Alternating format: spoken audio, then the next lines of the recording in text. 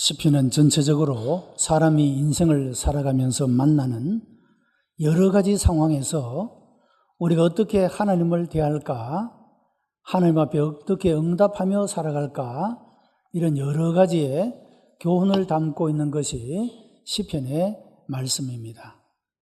때때로 우리가 하나님 앞에 간절하게 부르짖고 기도하지만 하나님께서 마치 안 계시는 것처럼 우리의 그 기도가 응답되지 않은 듯이 느껴지는 그런 상황을 만날 때도 있습니다. 하나님이 너무 멀리 계셔서 우리가 도움이 필요한데도 불구하고 하나님이 나에게 가까이 오지 아니하시고 돕지 아니하시는 것 같은 그런 상황을 우리가 만날 수도 있다라는 것입니다. 그러나 우리가 성경 전체를 두고 볼 때 하나님은 반드시 그를 의지하고 그에게 기도하고 나아오는 자를 도우시고 구원하시고 치유하시고 그를 위하여 역사하시는 분이신 줄로 믿습니다. 시편은 그것을 우리들에게 보여주고 있습니다. 오늘 읽었던 이 본문 시편 22편은 순환의 시라는 제목이 붙여집니다. 구약 성서에 보면 이사야 선지서가 나오는데 이사야서 53장은 예수 그리스도께서 십자가에서 어떤 고난을 당하시고 죽임을 당하시는가에 대한 예언이 담겨져 있습니다. 그런데 이 시편에 나오는 22편과 이사야 53장을 비교해 보면 이사야 53장은 십자가 아래에서 그 십자가 위에서 되어질 일들을 바라보며 기록한 그런 예언이다 할 수가 있고, 시편 22편은 바로 십자가 위에서 나타날 일들에 대해서 예언하고 있는 것이다, 그렇게 말할 수가 있습니다. 십자가 아래서 바라보니 예수님께서 창에서 찔리시고 물과 피를 쏟으시고 여러 모양의 십자가 아래서 십자가 위에 계신 주님의 모습을 바라보며 예언하고 있는 것과 대조되게 이 시편 22편에는 십자가 위에서 예수님이 어떤 말씀을 남기시며 어떤 고통을 말씀하고 있는가를 보여주고 있다는 것입니다. 1절은 그렇게 시작합니다. 하나님이여 하나님이여 어찌하여 나를 버리셨나이까. 그런 큰 고난을 당하고 고통을 중에서 하나님을 향하여 부르짖었던 엘리 엘리 라마 사박다니 라고 하는 이 예수님의 그 십자가 상에서 7말씀 가운데 한마디를 그냥 문자 그대로 예언하고 있고, 예수님은 십자가에서 문자 그대로 성취하고 있는 그런 모습을 발견하게 되는 것입니다. 여러분, 사람이 태어날 때는 어머니가 다 산고 해산하는 그런 고통을 가지고 새 생명이 태어나게 됩니다. 비록 그 고난은 참으로 견디기 힘들고 다시는 내가 아이를 낳지 않겠다고 할 만큼 그 순간은 고통스럽고 힘든 것이지만, 그러나 그 생명이 태어나고 자라나는 그 모습을 보면서 그 아픈 고난의 모든 것들을 다 잊어버리고 오히려 더 큰 기쁨과 즐거움으로 보상을 받게 되는 그런 것을 경험하게 됩니다. 예수 그리스도께서 십자가상에서 하나님께 버림을 받는 것과 같이 하나님이여 하나님이여 어찌하여 나를 버리십니까? 라고 절규하고 간구하고 호소하고 부르짖었습니다만, 이런 극심한 고난을 통하여서 그는 모든 인류의 죄를 대신 짊어지고 십자가에서 대속의 죽음을 죽으심으로 인류들에게 구원의 길을 열어놓으시고 새 생명, 그것도 잠시 있다가 없어지는 육신의 생명과 같은 것이 아니라 다시는 죽지 않는, 아프고 병들지도 않는 영원한 생명을 우리들에게 주시기 위해서 예수님은 십자가에서 고난을 당하셨다라고 하는 것입니다. 오늘의 본문은 세 부분으로 나누어집니다. 21절까지는 순환자가 하나님 앞에 드리는 호소가 나타나고 26절까지는 그 기도가 응답되어져서 하나님 앞에 감사를 드리는 내용이 나타나고 마지막 31절까지는 온 백성들이 하나님 앞에 경배한다라는 그런 내용을 담고 있는 것입니다. 이 본문 시편 22편은 다윗이라는 사람이 사울 왕에게 핍박을 받아서 피난 생활을 하면서 쓴 그런 시입니다. 이스라엘의 초대 왕이었던 사울은 이웃 나라인 블레셋에게 큰 괴롭힘을 당하고 그 나라 때문에 큰 어려움을 겪게 되어집니다. 한 번은 이 블레셋이 골리앗이라고 하는 아주 거장을 앞세워서 이스라엘과 그리고 하나님을 조롱합니다. 그런데 하나님을 조롱하고 이스라엘 백성들을 조롱함에도 불구하고 아무도 나가서 골리앗을 상대하지 못하고 있었습니다. 이때 다윗이 그 형들에게 음식을 가져오고 안부를 알아보기 위해서 이 형들이 있는 전장터에 왔다가 그 모습을 보게 된 것입니다. 다윗의 마음속에는 큰 분노가 일어났습니다. 어떻게 저 이방인이 하나님의 이름을 모욕하느냐. 거룩한 분노가 일어나게 된 것입니다. 그래서 아무도 그를 상대하지 않으려 하는 그때에 다윗이 자기가 나가겠다고 자원을 하게 됩니다. 사울 왕은 자기의 갑옷을 그에게 입혀주었지만 너무 커서 입지를 못하게 되고 다윗은 양을 칠 때 가지고 있었던 지팡이와 물맷돌 5개를 가지고 나아가게 됩니다. 그리고 이렇게 이야기를 하죠. 너는 칼과 단창으로 내게 나오거니와 나는 여호와의 이름으로 내게 나아간다. 그렇게 말씀하고 이 골리앗을 상대해서 물맷돌을 던졌는데 그것이 급소에 아주 적중을 해서 골리앗이 쓰러져 넘어지게 되고 다윗이 가서 그 골리앗의 목을 베고 성전하게 되어지고 대장이 쓰러지니 블레셋 군사들은 다 흩어지게 되고 도망을 치게 되어지게 되므로 이스라엘이 아주 큰 승리를 거두게 된 것을 보게 됩니다. 자, 여러분, 이쯤 되었으면 다윗은 영웅이 아니겠습니까? 나라를 위기 가운데서 건져낸 영웅이라고 할 수가 있습니다. 그런데 이 사울 왕은 이 다윗을 시기하게 되었다고 하는 것입니다. 사울은 이런 약속을 했어요. 누구든지 저 골리앗을 죽이면 내 딸을 주겠다. 다시 말하면 내 사위를 삼겠다는 것 아닙니까?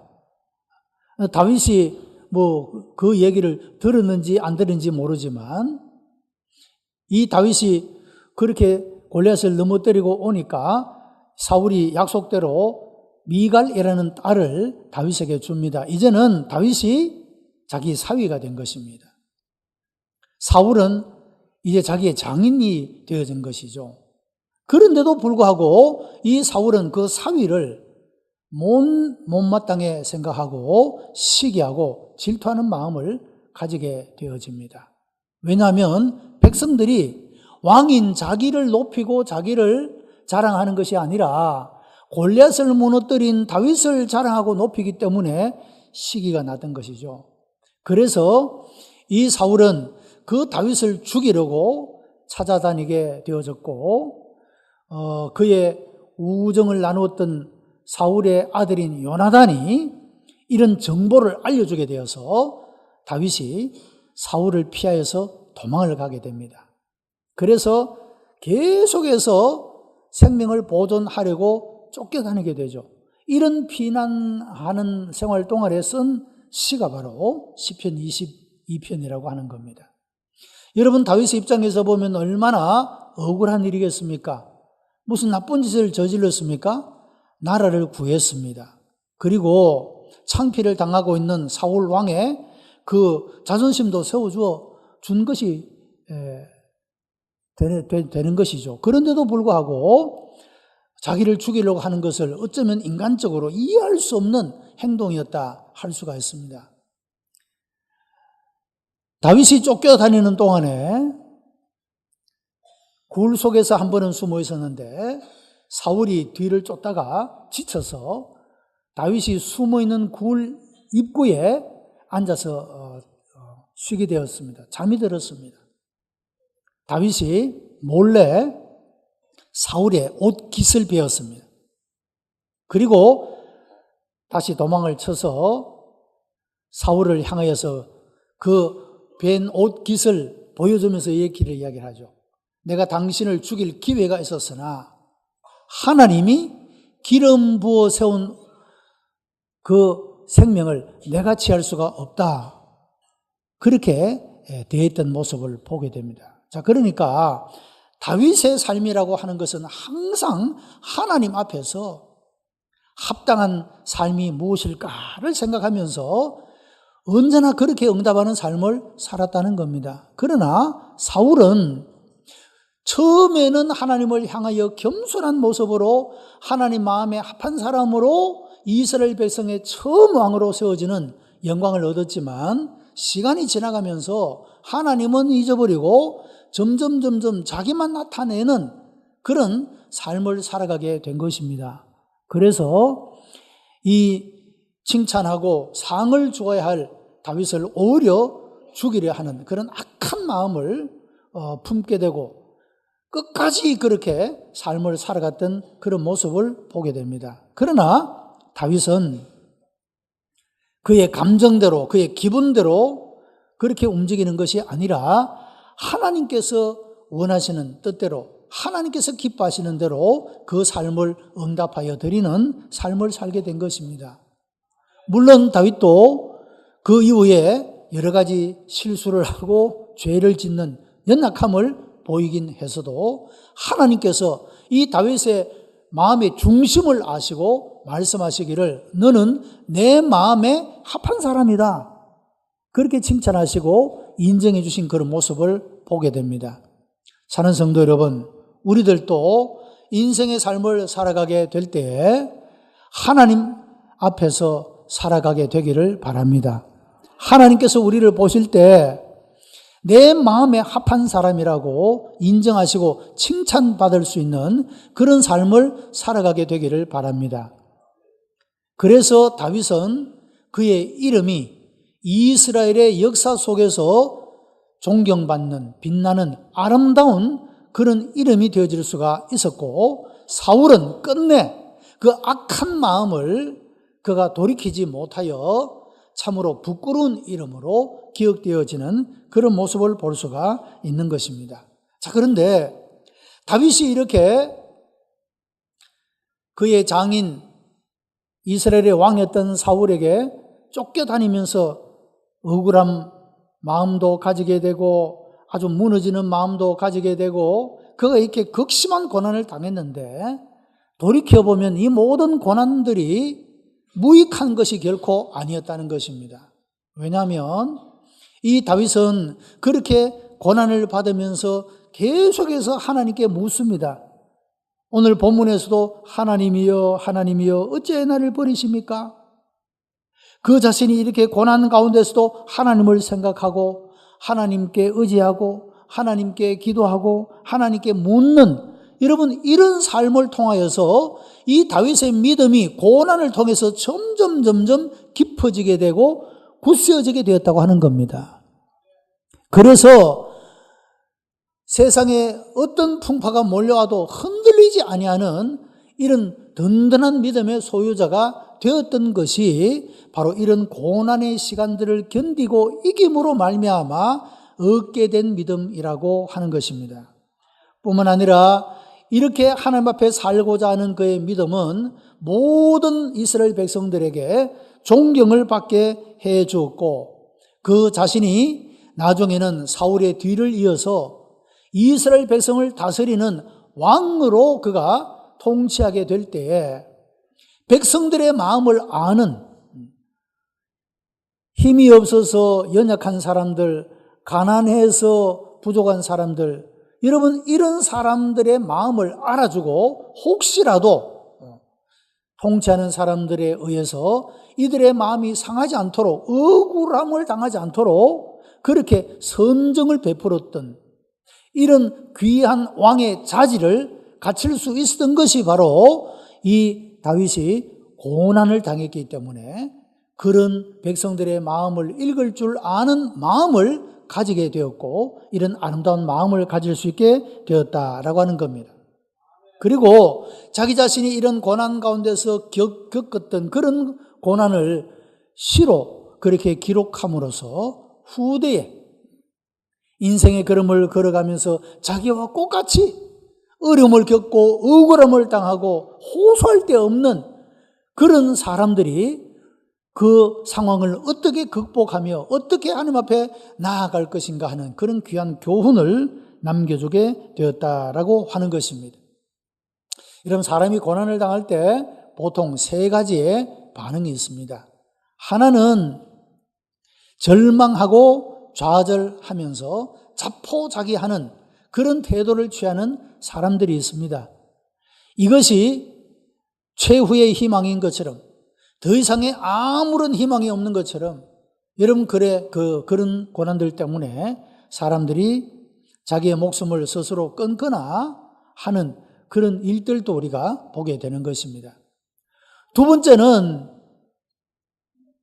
체념하고 운명에 맡겨버리는 그런 태도를 취하는 것입니다. 그저 이것도 내 팔자려니, 내 운명이려니, 여러분 그렇게 생각하면서 운명에 맡겨버리는 그런 태도를 취하는 사람들이 있다는 겁니다.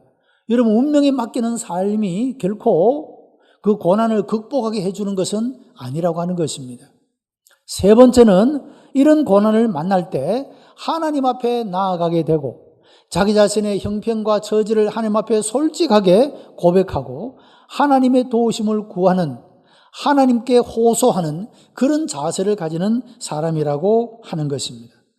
여러분, 바로 이런 호소의 태도가 그 고난을 극복하고 이기게 만드는 그런 일이 됨을 볼 수가 있는 것입니다.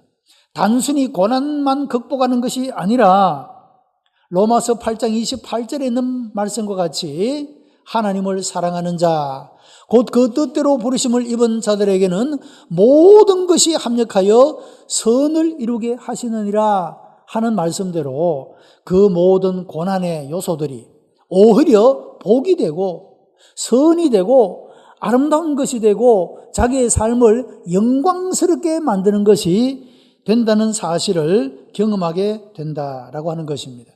그리고 내가 하나님의 말씀을 순종하며 하나님의 말씀을 따라 살아가게 될 때 이 말씀은 변하지 않는 진리임을, 그리고 우리의 언약한 이 모든 하나님의 말씀들은 하나님께서 반드시 이루어 주신다고 하는, 여러분, 이런 확신하는 체험을 가지게 한다라고 하는 것입니다.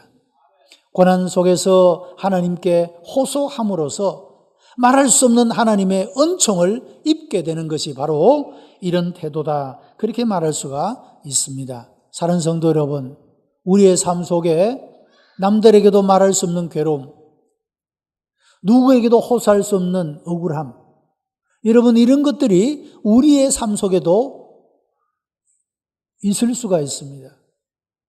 우리는 좌절하거나 절망하거나 자포자기하는 것도 아니고 체념하고 운명에 맡겨버리는 것도 아니라 우리의 사정을 있는 그대로 하나님 앞에 아뢰고 호소함으로써 응답받는 여러분들이 다 되시기를 바랍니다.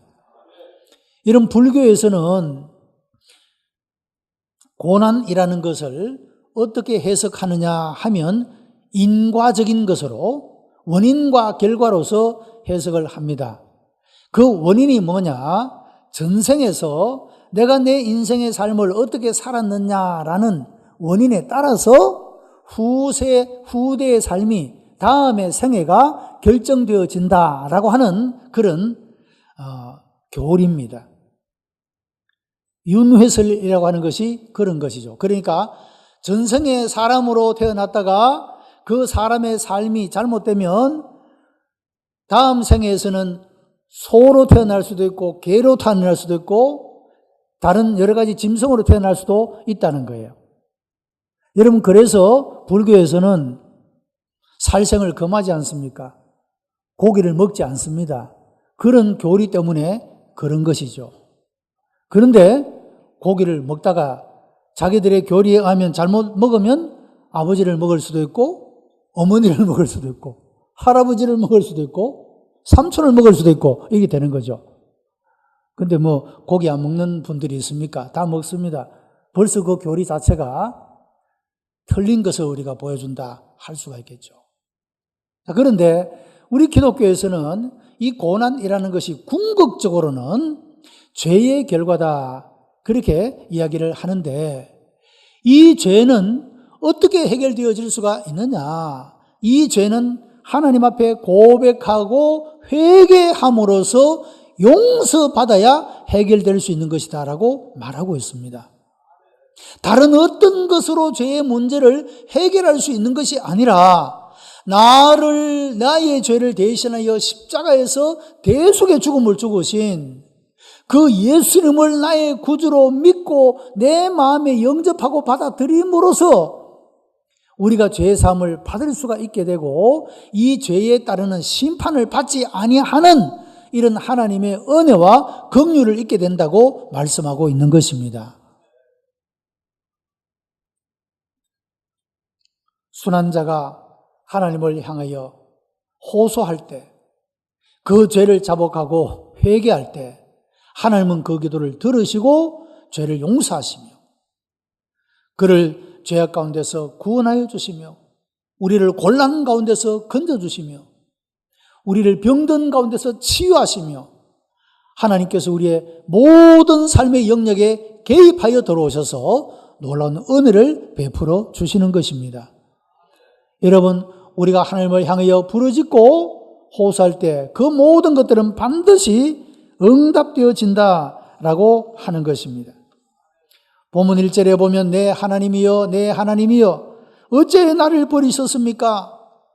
라고 호소하고 있습니다마는 여러분, 하나님은 그러나 결코 이 다윗을 버리지 아니하시고 그를 박해하는 핍박하는 사울의 손에서 그의 생명을 찾는 사울의 손에서 그를 지켜주시고 구원하여 주신 그런 하나님의 행동을 나타내 보여주게 되었다는 것입니다. 우리가 우리 인생에서 문제들을 가지고 하나님 앞에 나가 기도하고 간구할 때 하나님은 반드시 응답하시고 건져주시고 치유하시고 역사해 주시는 줄로 믿습니다. 사람이 당하는 고통은 정신적인 것이든지 육신적인 것이든지 다른 사람이 대신해 줄 수가 없습니다. 이런 가끔씩 자녀가 아주 크게 아파서 고통하는 모습을 바라보면서 부모가 그런 말을 하죠. 내가 대신 아프면 좋겠다. 부모들은 다 그런 마음을 가지고 있지 않습니까? 그러나 마음만 그럴 뿐 대신 아파줄 수가 없는 것입니다. 사람이 이런 극심한 고난 가운데 있게 되면 버림을 받았다라고 하는 그런 느낌을 가지게 됩니다. 여러분, 연세가 많아지면서도 그런 감정을 느낀다고 합니다. 시편 71편은 노년의 기도라고 제목이 붙여질 수 있는데 거기에 보면 이런 구절이 나옵니다. 하나님이여 내가 늙어 백수가 될 때 나를 버리지 마소서. 그런 말씀이 나옵니다. 사람이 늙어진다는 것이 그런 감정을 느끼게 한다 그 말씀이죠. 여러분, 친구도 하나 둘씩 다 떠나가고 이제는 친구가 하나밖에 없어, 둘밖에 없어, 이제는 나밖에 없어. 여러분, 이럴 때 버림을 받은 느낌. 연세가 많아지면 여러분 아무것도 아닌 말 때문에도 섭섭해질 수가 있어요. 왜냐하면 의지할 것이 없어서 그렇단 말씀이죠. 젊은 날에는 자기 힘도 의지할 수 있고 돈도 의지할 수 있고 뭐 여러 가지 의지할 수 있게 있었지만은 그래서 웬만한 말도 뭐 예사롭게 들릴 수가 있지만 나이가 많아지게 되면 어찌할 게 없으니까 내게 들려지는 말 한마디 한마디에 대해서 아주 민감하게 생각을 하게 되고 어린아이처럼 되어져서 섭섭해질 수가 있는 거예요. 버림받은 느낌을 자꾸 가지게 된다는 것입니다. 여러분, 십자가상에서 예수님도 그런 마음을 느꼈습니다. 그래서 엘리 엘리 라마 사박다니, 하나님이여 하나님이여 어찌하여 나를 버리셨습니까? 그렇게 버림의 감정을 십자가상에서 말씀하신 것을 보게 됩니다. 예수님은 동적인 유대인들에게도 버림을 받았습니다. 그들은 메시아를 거역하고 오히려 박해를 했습니다. 제자들도 예수님을 버리고 다 도망가 버리고 말았습니다. 그리고 무엇보다도 하나님께로부터도 버림을 당했다라고 고백하고 있는 것입니다. 여러분, 공의의 하나님께서는 죄를 징벌하십니다. 그래서 예수님께서 온 인류의 죄를 그 몸에 지셨기 때문에 하나님은 예수님을 버리신 것이고 십자가에서 죽음을 죽게 하시던 것을 보게 되는 것입니다. 예수님은 온 인류의 죄를 대신 함으로써 고난을 당하셨고 그 일을 통하여서 모든 사람들이 죄사함 얻을 수 있는 그런 길을 열어놓으셨다라고 하는 것입니다. 여러분, 일본 제국 시대에 평양의 산정형 교회를 목회하셨던 주기철 목사님이 계십니다. 이분은 하나님의 복음을 위하여 진리의 길을 아주 고독하게 걸어가신 분입니다. 여러분, 일제의 핍박이 얼마나 심했습니까? 그래서 이 목사님이 신사참배를 안 하니까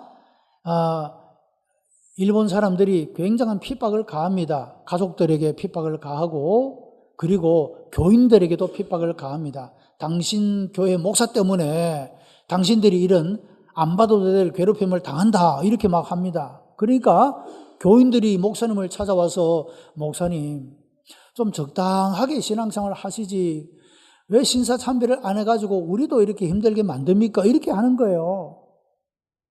목사님이 진리를 지키려고 하는 그 신앙을 교인들도 이해해주지 못한 것입니다. 여러분, 그 말들이 얼마나 목사님 마음을 아프게 하고 힘들게 했지 않겠어요? 그러나 목사님은 결코 굽히지 않았습니다. 그리고 결국에 이 목사님은 순교를 당하게 됩니다만은 그 당시에 목사님이 소속되어 있던 이 평양노회가 이 주기철 목사님을 그 목사 면직 결정을 내리게 됩니다. 압력을 받은 거죠, 노회가. 저 주기철 목사가 그 신사참배를 안 하고 교인들을 붙잡아 서가지고 교인들도 못하게 하니까 당신들 노회가 그 사람을 치리해라 이렇게 압력을 받아가지고 평양노회가 치리를 하게 됩니다. 여러분, 그 당시에는 힘에 굴복해서 많은 사람들이 예수님을 모른다 하고 이렇게 진리를 거역하고 거스리는 이런 행동들을 했습니다. 그러나 시간이 지난 후에 얼마나 부끄러웠는가요?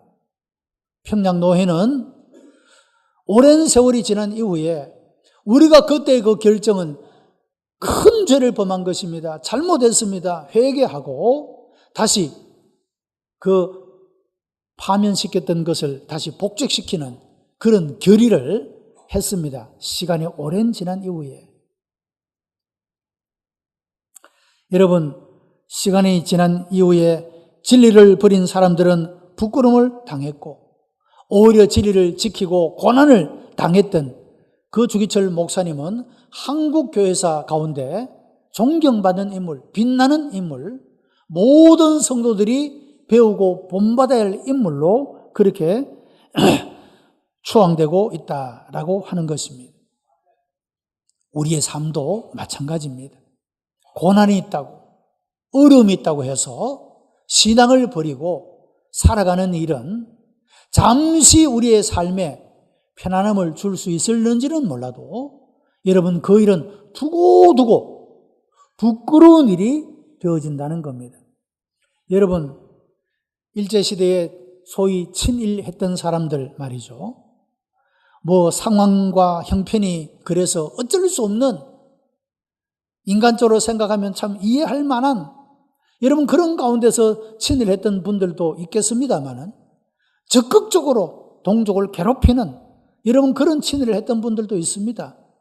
그 잠시 동안에 편안한 삶을 누리기 위해서 여러분 그렇게 행동했지만 시간을 두고 그 자신만 아니라 자녀, 후손들조차도 세상의 사람들에게 부끄러움이 되게 하는, 후회를 낳는 행동임을 볼 수가 있는 것입니다.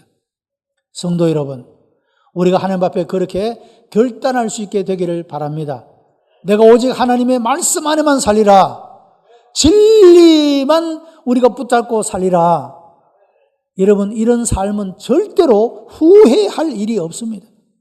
하나님의 은혜를 힘입고 하나님의 능력을 힘입고 하나님의 도우심을 힘입고 하나님의 응답을 힘입는 삶이 될 줄로 믿습니다. 그렇지 않고 세상을 쫓아서 임시적으로 편안한 삶을 우리가 추구하게 되고 고난을 무서워하고 피하고 그것을 감당하지 못하게 되면 영원한 부끄러움을 남길 수 있게 된다라고 하는 것입니다. 본문에는 순환자의 호소가 소개되고 이어서 그 호소가 응답된 사실을 확신하고 있는 것입니다. 여러분, 순환자의 호소가 응답될 때 고난에서 벗어날 뿐만 아니라 영광에 이르는 모습을 보게 됩니다. 다윗은 실제적으로 이렇게 하나님 앞에 호소하고 하나님 앞에 의지하고 자기 자신의 모든 삶을 하나님 앞에 내어놓고 간구하게 될 때 하나님은 그 기도를 들으셔서 핍박자 사울의 손에서 그를 보호하시고 건지실 뿐만 아니라 사울이 비참한 죽음을 죽고 난 이후에 사울을 대신하여 이스라엘의 왕으로 세움을 입는 그런 영광을 얻었던 그런 모습을 볼 수가 있는 것입니다. 여러분, 인생은 후반부에 웃을 수 있어야 합니다. 사람은 모두가 다 이 세상을 다 떠나는 존재입니다. 그런데 마지막에 떠날 때 말이죠, 주변의 사람들이 그렇게 악하게 살더니 잘 죽었다. 여러분, 이런 말 들으면 얼마나 그것이 수치스러운 것입니까? 남아있는 가족들에게는 얼마나 그것이 부끄러움이 되겠어요. 그런데 주변에 있는 모든 사람들이 다 안타깝게 생각하고 당신이 내게 베푼 은혜가 이런 것인데, 고마움이 이런 것인데, 아름다움이 나타낸 사랑이 이런 것인데, 여러분 그렇게 모두가 다 안타까워하고 여러분 그런 인생의 마지막을 보낼 수 있다고 한다면 얼마나 그것이 영광스러운 일이냐는 거죠. 그를 보내는 자녀들이 얼마나 자랑스럽겠습니까? 우리 모두가 하나님 앞에 이런 삶을 살게 되기를 바랍니다. 지금까지 우리의 삶이 어떻게 살아왔던지 간에 여러분, 우리의 앞으로의 인생은 하나님이 인정하시는 삶, 하나님께 합당한 삶, 진리 안에 가는 사람, 말씀 안에 가는 삶을 통하여서 우리의 인생이, 남은 인생들은 하나님 앞에 인정받고 우리의 인생이 웃으며 살아갈 수 있는 이런 복된 삶을 살아가는 우리 모든 성도가 다 되시기를 주님의 이름으로 축복합니다. 기도하십시다. 은혜가 풍성한 하나님, 감사와 찬송과 영광을 하나님 앞에 올려드립니다. 우리를 사랑하시어 하나님의 자녀를 삼으시고 우리가 육신을 가진 이 땅에서 때때로 힘들고 눈물 흘리며 고통스럽고 괴로운 일을 만날지라도 이 모든 것들을 하나님 앞에 아뢰며 나아가게 하시고 아버지 하나님, 우리로 하여금 하나님 앞에 호소하며 나아갈 수 있도록 역사해 주신 것 감사하옵나이다. 오늘도 부르짖고 간구하는 기도를 응답하여 주옵시고 하나님이 살아계심과 나를 사랑하심을 확신하고 아버지 하나님 기쁨이 되고 영광이 되고 하나님 마음에 합한 사람으로서 살아가는 하나님의 백성들이 다 되게 역사해 주시옵소서. 예수 그리스도의 이름으로 기도드리옵나이다. 아멘.